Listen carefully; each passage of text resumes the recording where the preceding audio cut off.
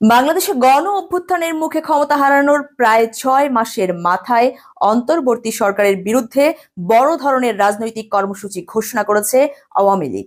Doctor Mohammad ইউনূসের নেতৃত্বাধীন সরকারের পদত্যাগের দাবিতে আগামী 16 ও 18 ফেব্রুয়ারি হরতাল অবরোধের ডাক দিয়েছে এই দলটি।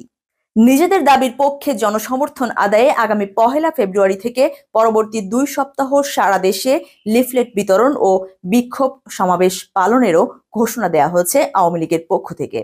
জনগণের জানমালের নিরাপত্তা দিতে ব্যর্থ হওয়া এই অবৈধ সরকারের ক্ষমতায় থাকার কোনো অধিকার নেই। গণমাধ্যমকে এমনটাই বলছিলেন আওয়ামী লীগের যুগ্ম সাধারণ সম্পাদক বাহাউদ্দিন নাসিম। এমন একটি সময় আওয়ামী লীগ এই কর্মসূচি ঘোষণা করেছে যখন দলের শীর্ষ থেকে তৃণমূল পর্যায়ের অধিকাংশ নেতারা হয় কারাগারে, না হয় পলাতক রয়েছেন। অন্যদিকে গত 5ই আগস্টের পর হামলা মামলার ভয়ে ঘরছাড়া কর্মীরাও সবাই এলাকায় ফিরতে পারেনি। অল্প যে কয়েকজন ফিরেছেন তারাও প্রকাশ্যে আসতে চাচ্ছেন না।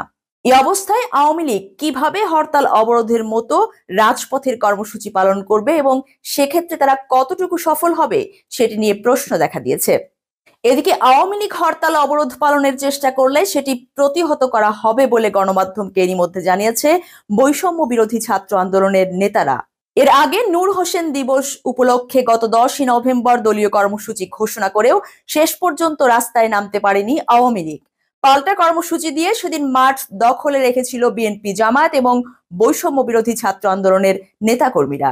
আওয়ামী লীগ যতক্ষণ পর্যন্ত না গণহত্যা, খুন ও দুর্নীতির জন্য ক্ষমা চাইবে, এর জন্য দায়ী নেতাকর্মীদের বিচারের মুখোমুখি করবে এবং বর্তমান নেতৃত্ব তাদের ফেসিবাদী আদর্শ থেকে আওয়ামী লীগ যতক্ষণ না সরে আসবে ততক্ষণ পর্যন্ত তাদেরকে কোনো ধরনের বিক্ষোভ কর্মসূচি পালন করতে দেয়া সম্ভব না, এমনটাই বলেছেন প্রধান উপদেষ্টার প্রেস সচিব শফিকুল আলম।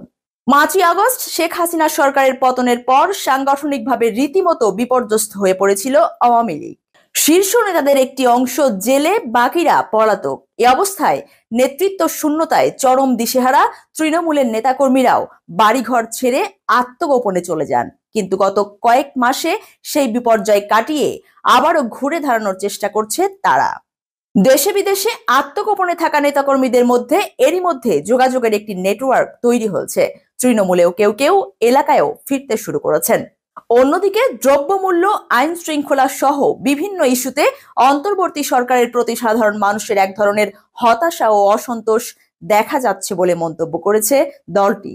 রাজনীতি বিশ্লেষক ও গবেষকরা বলছেন, এই ইস্যুগুলোকে সামনে রেখেই ঘুরে দাঁড়ানোর জন্য সেই সুযোগকে কাজে লাগাতে চাচ্ছে আওয়ামী লীগ। আওয়ামী লীগের যুগ্ম সাধারণ সম্পাদক বাহাউদ্দিন নাসিম গণমাধ্যমকে বলেছেন, দ্রব্যমূল্য বৃদ্ধি, আইন শৃঙ্খলা সহ নানা কারণে দেশের মানুষ আজ অতিষ্ঠ। এই অবৈধ সরকারের হাত থেকে মানুষ মুক্তি চায়, বাঁচতে চায়। তাই মানুষকে রক্ষা করার জন্য, মানুষের পাশে দাঁড়ানোর জন্য আমরা এই কর্মসূচি দিতে বাধ্য হয়েছি।